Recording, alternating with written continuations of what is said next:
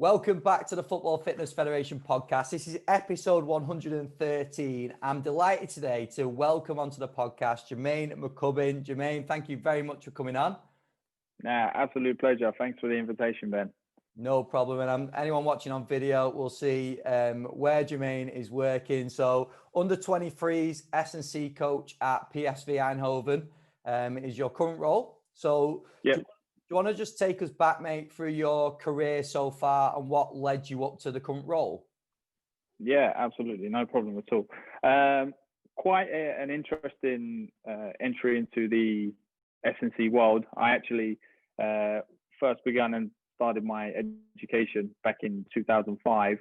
I actually wanted to be a physiotherapist. So S&C was never even on the radar. So 2005 to 2008, I'd done a sports therapy injury rehabilitation course at the University of Bedfordshire.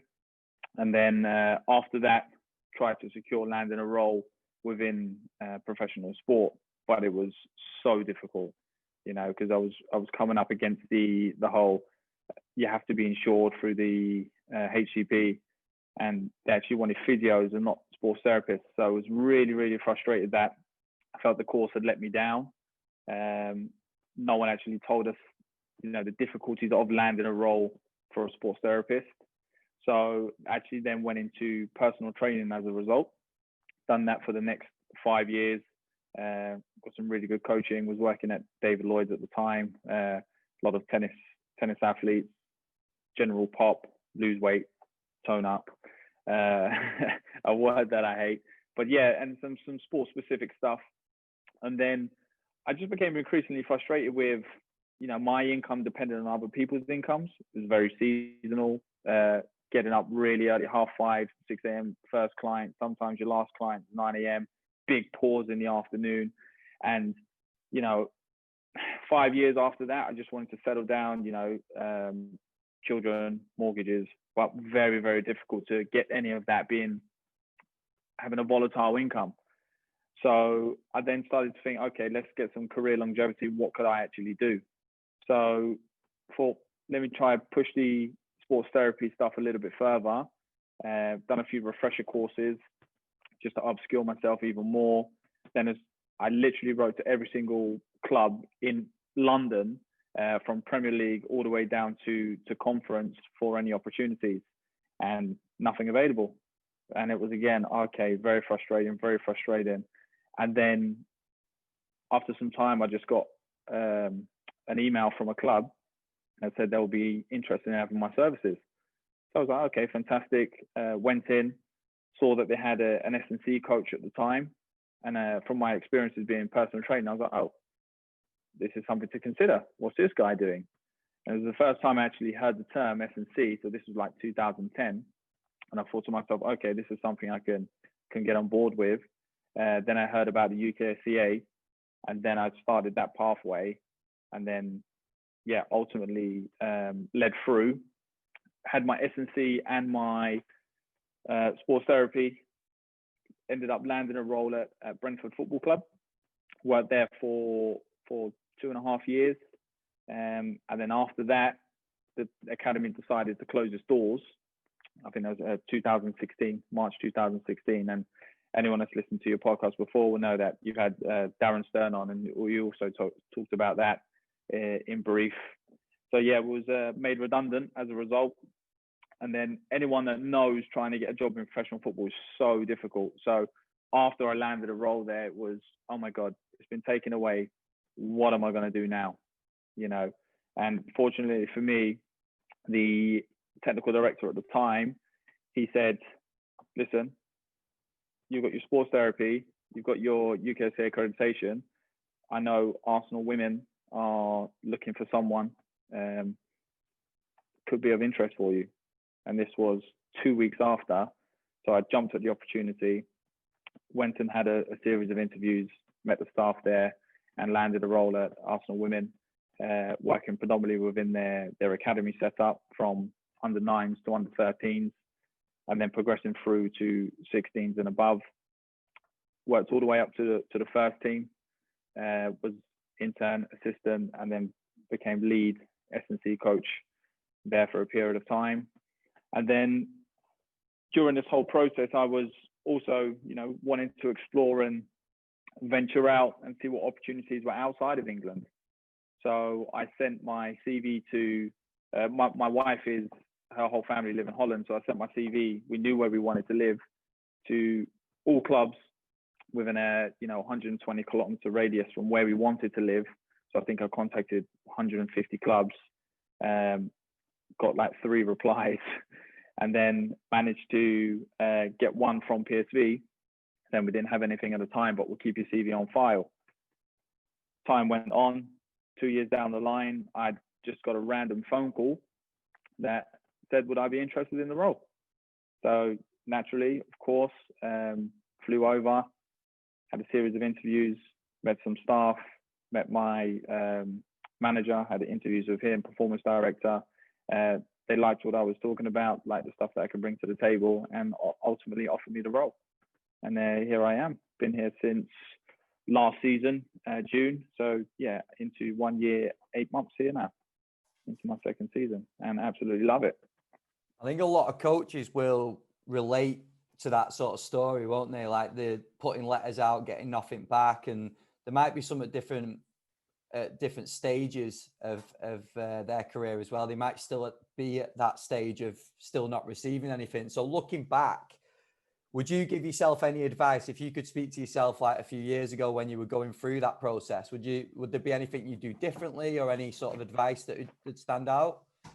Yeah, it was an extremely frustrating process because, not only do you contact these clubs, it's just there's no feedback whatsoever, for jobs that were hiring, and obviously going to clubs that weren't hiring. So it was actually, how do you get your foot in the door? I remember speaking to my father-in-law, and I said to him, maybe I should just go down to the gates and, see the manager and just, bombard him and just give him my CV. And he's like, don't you dare. You don't need to, you respect yourself, and that opportunity will come to you. You don't need to put yourself out there like that. You're doing fantastic work, and just keep being patient, be diligent, and the right opportunity will come for you. And truth be told, it did. I'm not saying it's going to work for everyone, and I can completely relate and understand the frustrations, because there's a lot of guys that are doing, sports science degrees, S&C degrees, and yet they're going and they're ending up becoming personal trainers. Nothing wrong with that. And actually, the income revenue is fantastic. You can go work anywhere you want. You can control your own hours, but it's very, very difficult. We all know that we're in a saturated market with 9,000-10,000 people graduating per year, but there's just not that volume of jobs. And that's where you get the supply and demand with regards to pay discrepancies and people wanting to do internships for free just to get their foot in the door. And I can completely understand that, because I've been an unpaid intern, and I've done that for a year. And as much as I love every aspect of my internship, it was, I was a glorified water boy, and I used to pick up cones and just give out protein shakes. It wasn't an educational internship. So even though I had an internship, I wasn't learning. So I can understand the frustrations, but just keep being patient, keep knocking on doors. And I think networking is the biggest opportunity, because like I said, I contacted 150 plus clubs.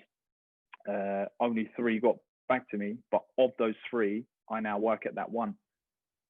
So I think the biggest bit of advice I can give is, if you go into contact and give your CV and your credentials out, don't change your phone number, because you never know when that phone call might come. That's a great point. Yeah. You get calls from first teams you don't even know about. So don't lose your phone, and don't change your phone number, because otherwise I wouldn't be sitting here at this particular role right now. Could have been so different. So yeah. Brilliant. And then, do you want to give a bit of context? Because we've mentioned your role, so under 23s S&C coach, but do you want to give a bit of context on how the league works for yourself, what your week looks like, and in relation to the UK, which is where a lot of the coaches will be listening from? Yeah, for sure.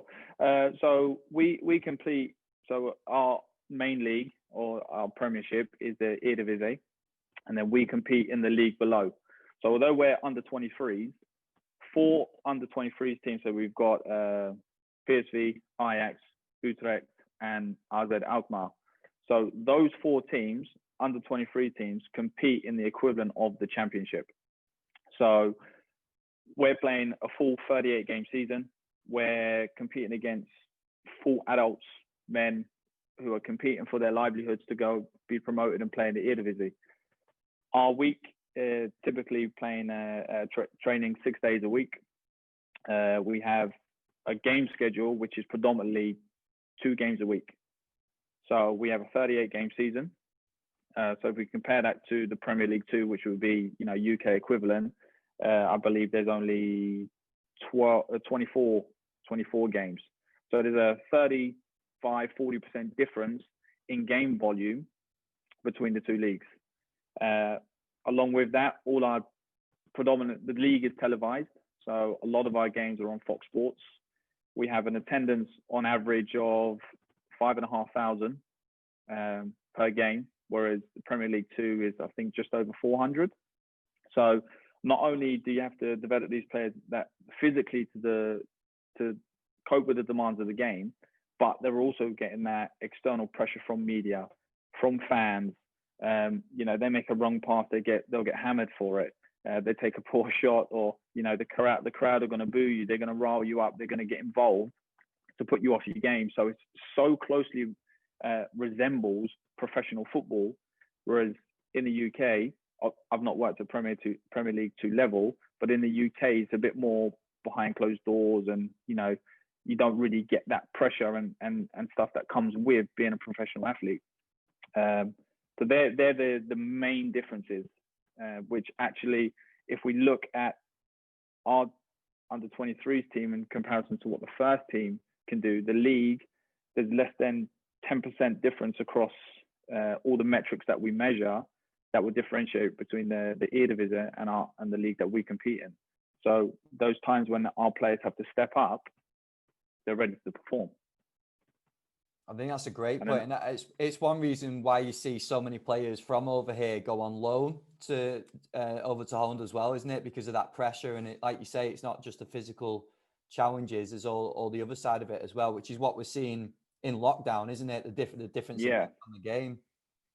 Yeah, most definitely. And I think another one of the other big things which is different between us and Premier League 2 is that the average age of our squad is 19 years old.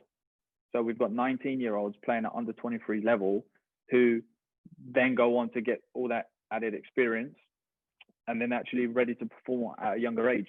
So if you look at our first team, we've got a handful of players which came from the academy setup who are now playing first team football. So the path is a little bit more direct. So we actually need to prepare these under 23 players to play football at 17, 18 years old.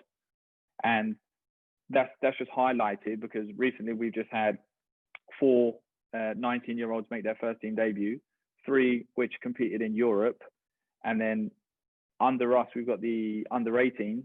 We have had 7 debutants who have played for under 23s, you know, at 17 and 18 years old. So professional football, the route is a lot more direct, but that's only if you have the quality, obviously. But yeah, they're the main differences which we can see at this point in time. Well, then with that as well, these young players coming through, obviously this is when your role really kicks in, isn't it? That they have to be physically prepared, because if they're stepping up to play against men, or whether it's 17-year-olds playing against 20-odd-year-olds, like they need to physically be ready, don't they? So what are some important considerations for you to make sure they're ready to perform and perform at professional level as well? Yeah, most definitely. I mean, fortunately, we have a head trainer who very, very, very believes in strength training and the whole process of developing athletes. So he was a former gymnastics teacher, so he has a background in some physical education. So he really does see in the importance. And, you know, I'm lucky enough that if we do have a 1-game week, or we play once every 10 days because of the break in fixtures, then we have opportunities to be training in gym 2-3 times a week. consistently. Obviously, if we have congested fixtures, then it's predominantly focused on recovery, but then you still have to prepare the substitutes to be able to perform at that level also. The demands on the game, like I said earlier, I just touched upon, is the league is so demanding that there's less than 10% variance between us and the first team, across, total distance, high intensity distance, at high speed running, high metabolic load, these kind of metrics. So actually, the league is a good test in itself. Okay, bringing that back to what we do in training, okay, we just need to make sure that we ultimately train as we play and enhance performance and decrease the likelihood of injury. And that comes from doing things from your daily pre-activations to good thorough warm-ups which prepare you adequately. And most importantly, having a good squad rotation is going to alleviate some of those issues. So we have a squad of 24 at this point in time, and we've pretty much had that squad availability throughout the whole season thus far.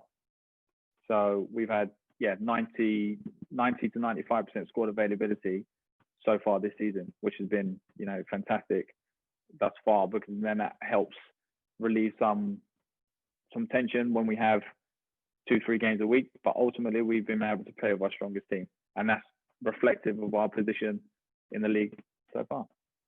Yeah, brilliant. And I know, just to switch gears a little bit, I know you mentioned before about UKSCA, and you mentioned about going through the UKSCA process and the accreditation. So, and we just had a little chat before we started recording. I think it's really interesting, some of your thoughts on UKSCA, because a lot of people have different opinions, and there's all sorts of opinions being battered around on social media at the moment. But I think your views on it, I really like. And do you want to just discuss your experience to start with going through the process and your thoughts? Yeah, of course. I'm like a pendulum. I'm a bit like this at the moment. Tick tock. No, but firstly, when I first got involved and heard about the UKSCA and the workshops that they provide, from your program, your plyo, speed and agility, your weightlifting components, and what's the fourth one? Planning effective performance. Did you say that one? Plan effective programs.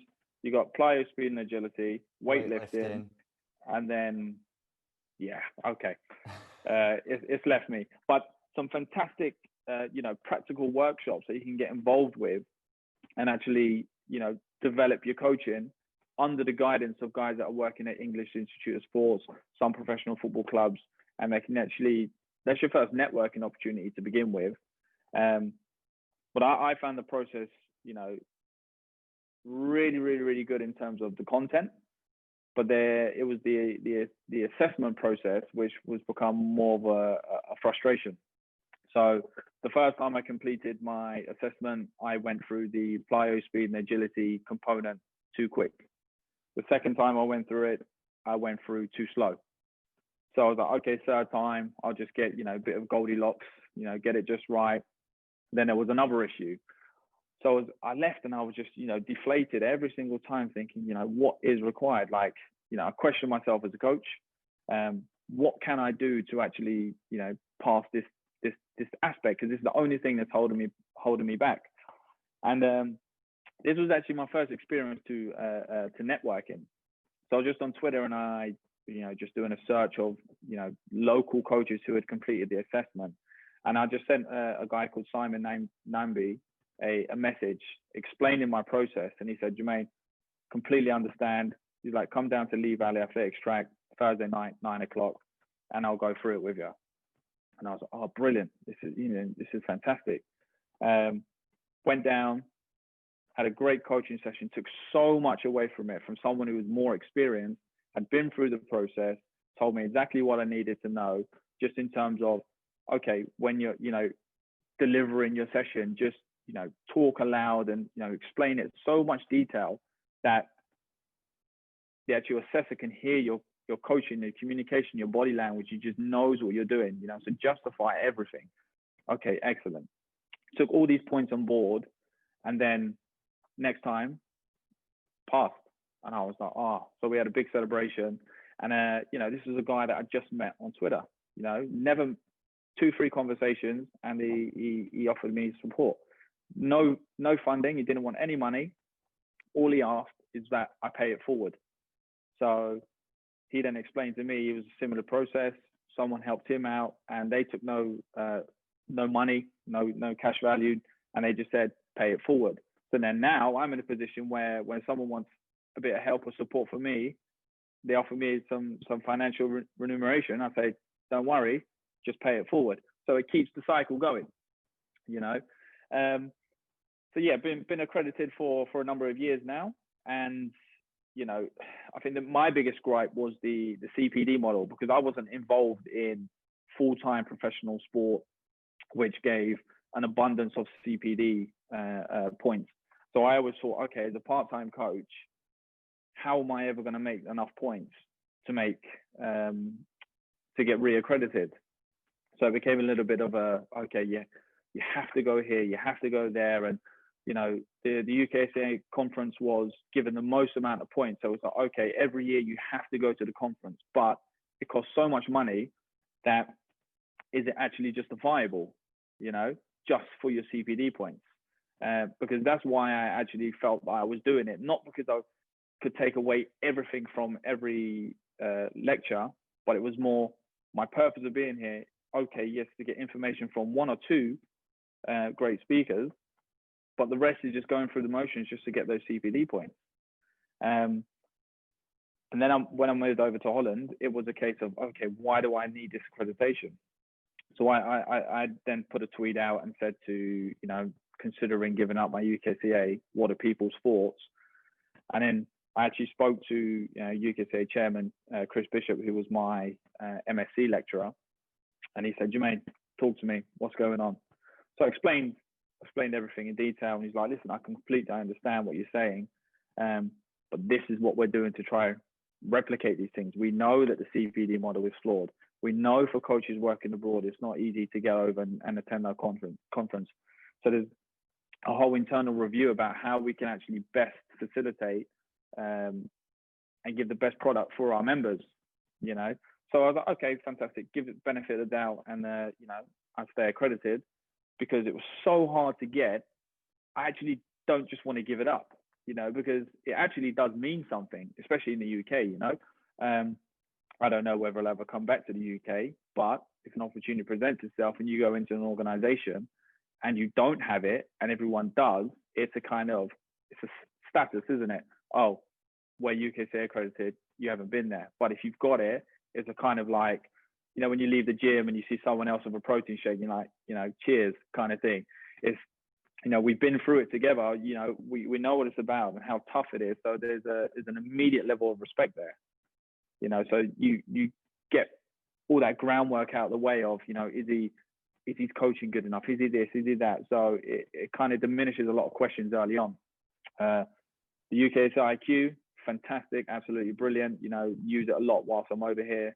But as a whole, I would encourage anyone to do it. You know, workshops are not necessarily mandatory, but I would highly recommend that you do it from a networking point of view with, you know, some fantastic practitioners.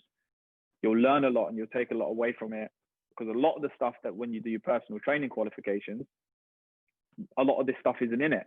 You know, I remember trying to teach a clean and press after watching a video on YouTube when I was a personal trainer for, you know, 3-4 years.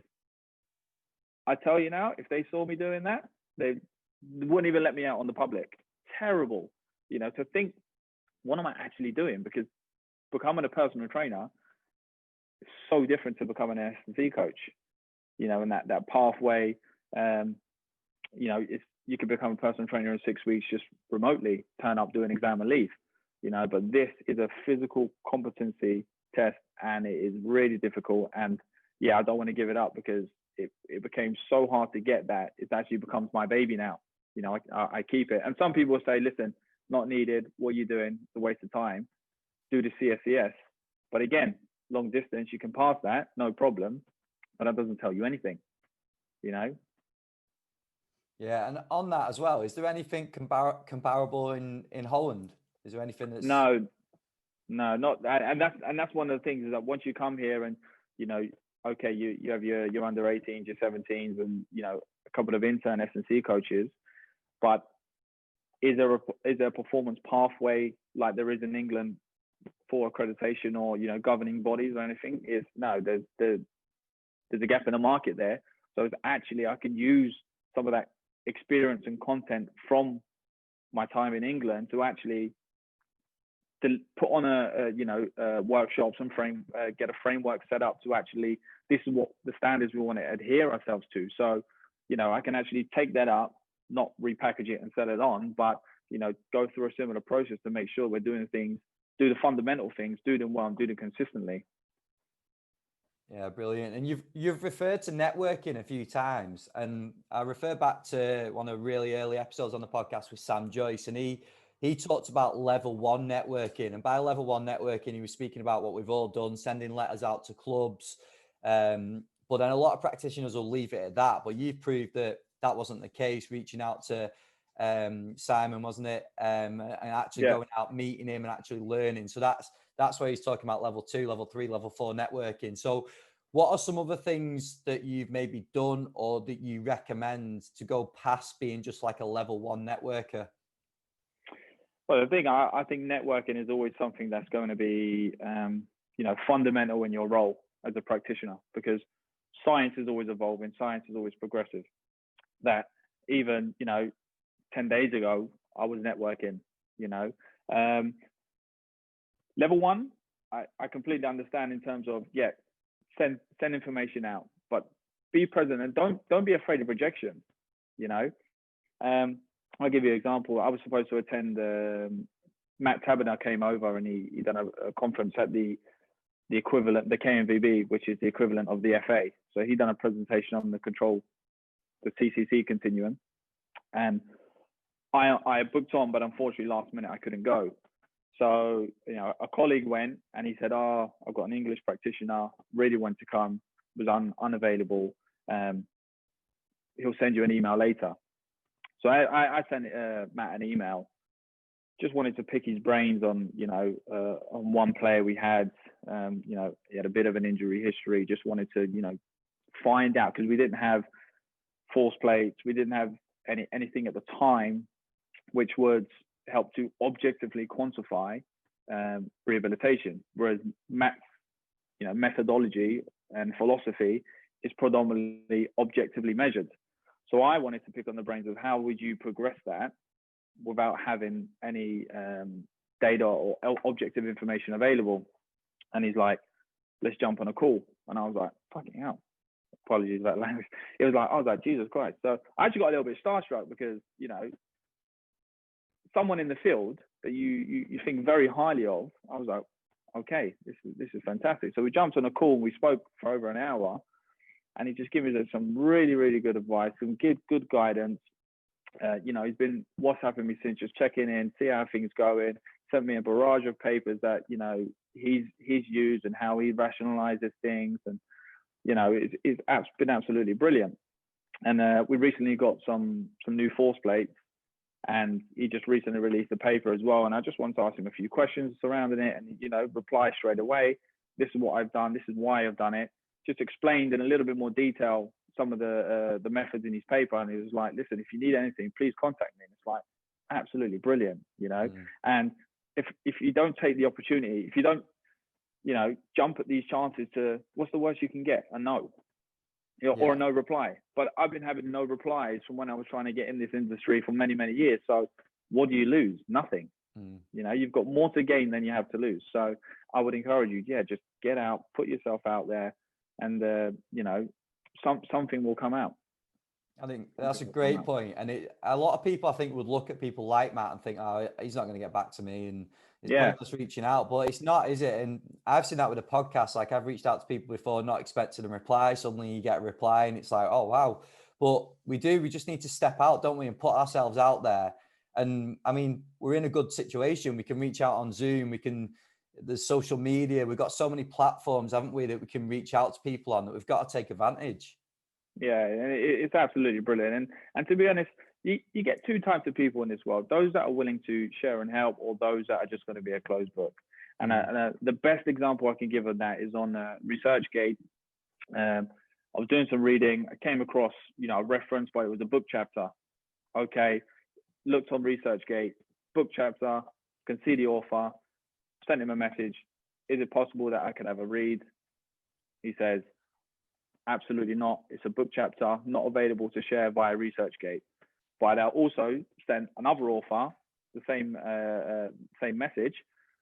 Absolutely no problem, Jermaine. Here's the whole book.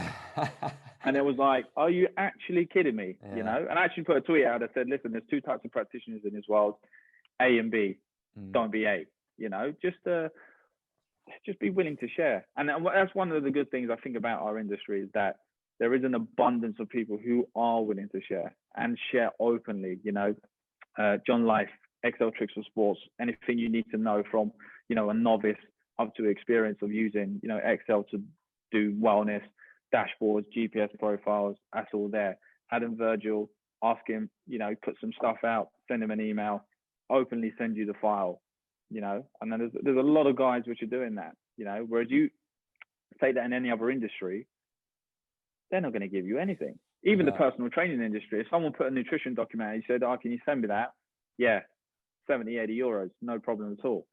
You know, so I do think it's as an industry, we are very, very willing to share. And that's what I think you have to do as a practitioner yourself. So if someone wants to contact me asking for information, share, because I know what it's like to be on the other end and taking knockbacks, you know? Yeah, 100%. If I can help out in any way, shape or form, I will. But if I can't, I'll say I can't, but I might point you in another direction. Yeah, which is equally as valuable, isn't it? Exactly. You never know what will come from it. Because with that, a lot of it comes down to ego, doesn't it? Especially when you're talking about personal training. Like, the reason a lot of people don't want to share, or they want to just charge you for certain things, is the ego getting in the way, and them not wanting to, like you say, share their knowledge, their experiences. Everything I know is information passed down. You know, I've not made anything up. I've not put a patent on anything. So it's all information that, you know, comes and goes round. Yeah, there's nothing that I don't know, or I know, sorry, that I'm going to give you that you don't know. What I might give you is a little bit more, you know, be a little bit more critical thinking about something or another. But the information I have, I'm openly willing to share, because you can find this information yourself if you do an extensive search. You know, all the information I have is readily available. I think the other great thing on that is, what we come across on our network meetings, is when practitioners talk to one another and they're open with one another, they actually justify a lot of work that they're doing, because they realize other people are doing it as well, don't they? So it's not always the case of someone saying, well, don't do that, do this. It might just be that they say, oh yeah, we do that, and this is how we do it, and maybe you can make this little tweak to it. So there's ways that we can learn from both sides, isn't there? I always refer to it, it's like cooking, right? Gordon Ramsay can give you a recipe and you can go cook that dish, no problem at all. Jamie Oliver can give you that same recipe, it's going to taste completely different. You know, it's not to say that one's better than the other, it's just adding a different flavor. You know, you might take those recipes and add a little bit more salt, a little bit more pepper, a little paprika. You might do something so it becomes a little bit more yourself. You know, so you always have to, okay, take the information, how does it apply to your field, or within your setting, and depending on the context, you may change one or two things to make it actually work better for you. You know, because there's not always the equipment or the facilities or the staffing numbers to be able to do exactly as another practitioner is doing. So you have to be able to adapt to provide something similar and give that, but still maintaining and giving a high quality of service. Yeah, definitely. And just before we move on to a few quick fire questions, Jermaine, I was just going to ask you, what are some of the biggest challenges you face in your role currently? So I think it's interesting in the under 23s role, because we've had a few practitioners that sit in that role, and they've discussed a few challenges, but just generally as well, what are some of the sort of standout challenges that you face? I think the first one when I came was language, of course, naturally, you know, obviously living in Holland, so Dutch speaking, but at the same time, everyone around me does speak English, which is fantastic. But I put the pressure on myself, or the onus on myself, to actually learn the language of the land. You know, for me, I think it's very important, because if you can then speak and articulate and understand from the mother tongue, actually, one, you get a little bit more respect that you're trying, and two, you're not going to miss out on some of the other things that, with the social aspect. So making sure that you're not isolated, fully submerged, and start to learn the language, so you don't miss out when you're at lunch and there are Dutch conversations going on and everyone's laughing and you're just sitting there like, what's going on here? So now you can understand and, you can laugh along, because being an S&C coach, working within a team is that what a lot of people want to do. But if you're working in a team and you're isolated, it's not going to be fun and it's not going to work out long term for you. So yeah, fully submerge yourself and learn the law of the land. Don't be naive to think, okay, yeah, a lot of people speak English, I'm just going to speak English. So I'd rather make those mistakes and people correct me. But now I'm at a level where I can, do my work proficiently within, with speaking the language. So, albeit in the gym, conditioning on the gym, physical preparation, I can do that side of things in Dutch, and I'm understanding more and more and more. All meetings are in Dutch, so I can actually, pick up a lot more and understand more. Okay, replying in English at times, but anytime I can, I'm speaking Dutch. So that's one of the things I'll definitely advise and recommend. And any other sort of key challenges that stand out, or is that the main one really? Obviously, yeah, congested fixtures. You can play 6 games. Like, for example, our next barrage of fixtures, we've got 5 games in 19 days on the horizon. Wow. So that's a challenge within itself. So it's one, keeping the guys, physically well during this period of time. There's going to be times when they're going to come in, they're tired. So it's actually pushing them or encouraging them, for them to understand the positives that are going to come at the end of it. Okay, you might be tired today, you might be a little bit sore, but it's not, just give us what you can give us, but still give us that quality, give us the desire, the intensity, the determination. But that being said, don't have an ego. My number one thing is, excuse my French, don't be a dick. Don't be a dick. Don't have an ego, don't be a dick. So be adaptable, be flexible, because just because you've got your reps and set schemes put down on paper doesn't mean you have to do it like that. Have to understand the law of individual differences, and you're not playing the sport. So yes, you might have trained and you might have done this cycle yourself, or you might have been exposing yourself to repeated volumes or intensity, but you've not done an intense training session for an hour, hour and a half on the pitch. I've had a lunch and then have to go. And you'll see that in training. Some people can give and some people, can't give so much. Do you hammer them? No, you just tell them, keep the quality high, keep the intensity. We'll adjust this, and this, but still be thorough in your application.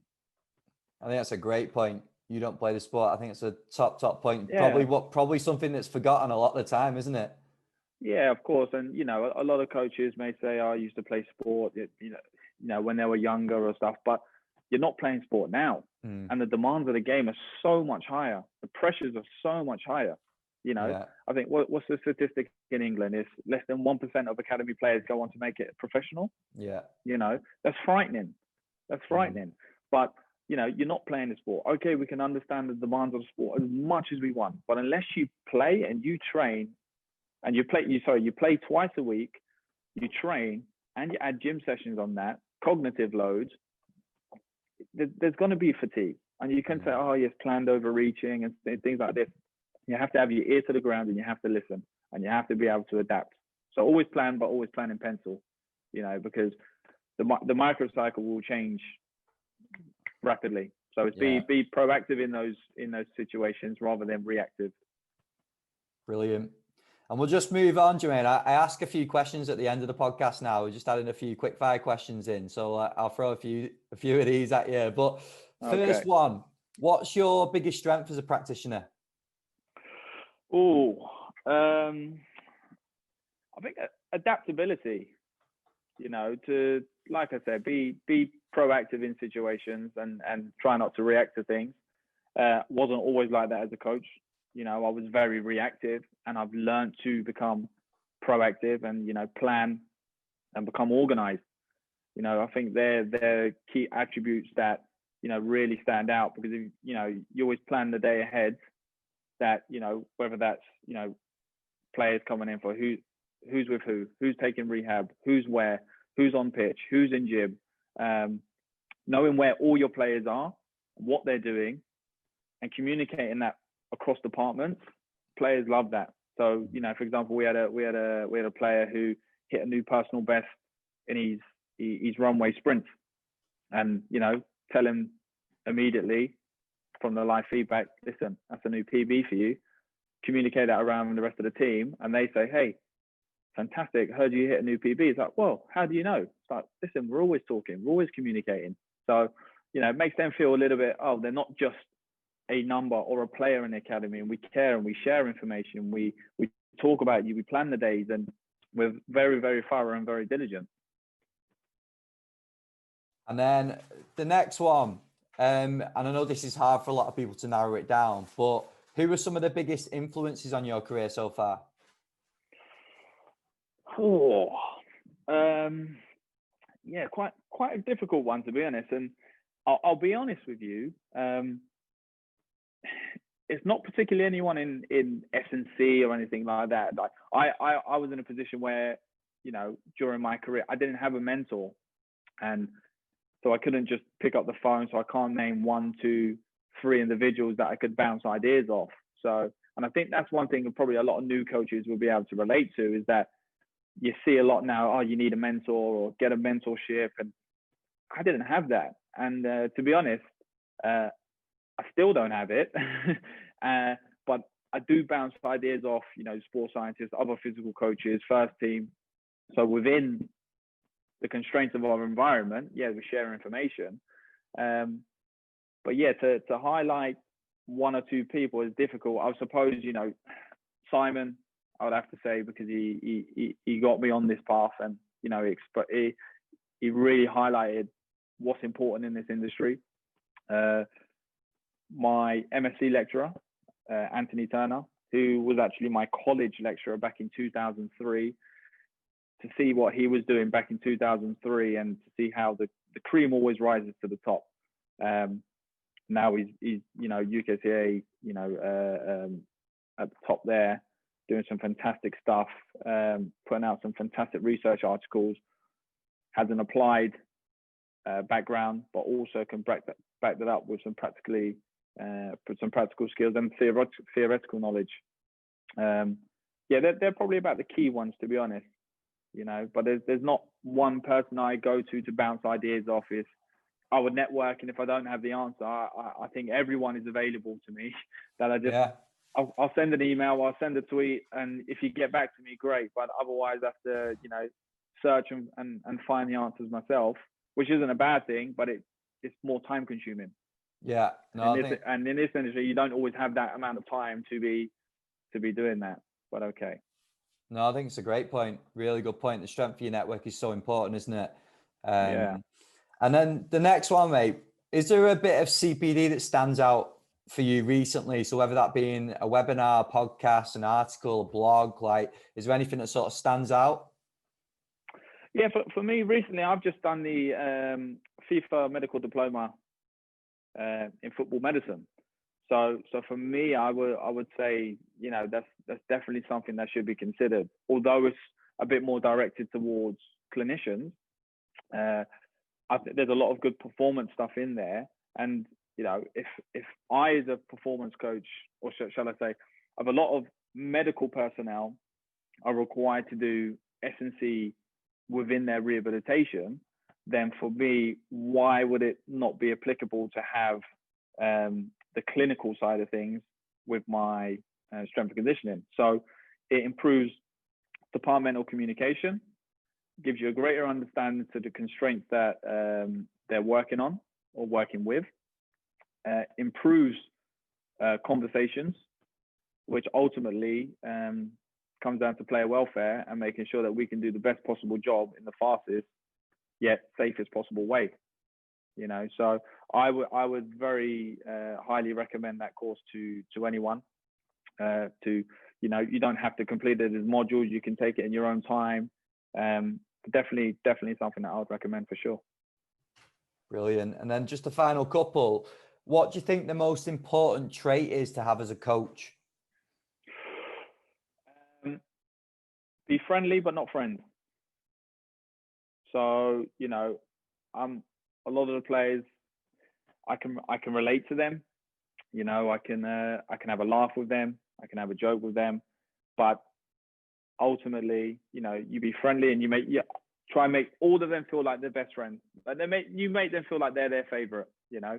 And I have a lot of the boys thinking like, I'm your number one, or I'm your number one. So that's fantastic. That means I'm doing it right and making you feel like you are that priority, which you are.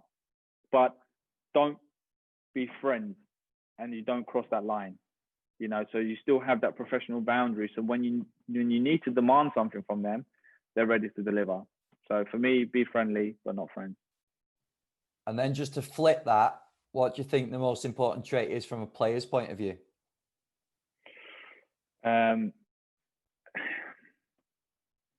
Yeah, be coachable and listen to. You have to listen to understand, not just to hear. You know, because it's one thing. Don't go through the motions. Yeah, that's probably the better one for me. Don't go through the motions. Everything you do with quality. You know, even if you have 20 minutes for a pre-activation in the morning, you know, don't come in and just sit down and, you know, foam roll half-heartedly, or, you know, stretch without a little bit of conviction, or, you know, do a box jump with no intent. You know, just everything you do it with intensity, do it with conviction, because there's always someone there that is doing it like that. Don't be the guy that doesn't, you know, because career longevity is important. So, you know, you have to do the little things well, and then the big things will ultimately happen. You are what you repeatedly do when no one is watching, you know, so hold yourself to a high standard. Brilliant. For sure. Jermaine, this is brilliant. Absolutely quality. There's loads in this one. You've mentioned about coaches reaching out and obviously having conversations. So do you want to just give any social media links or anything like that where they can get hold of you? Yeah, absolutely. So it's my full name, Jermaine, and then PT. Same for Instagram as well. Instagram is a little bit more personal. So you can see what I'm like as a human being. A little bit more professional on Twitter and LinkedIn as well. Full name, Jermaine McCubbine. Brilliant, mate. Well, thank you very much for giving up your time and coming on. And we'll absolute pleasure. And best of luck for the rest of the season. Thank you very much, Ben. It's been an absolute pleasure.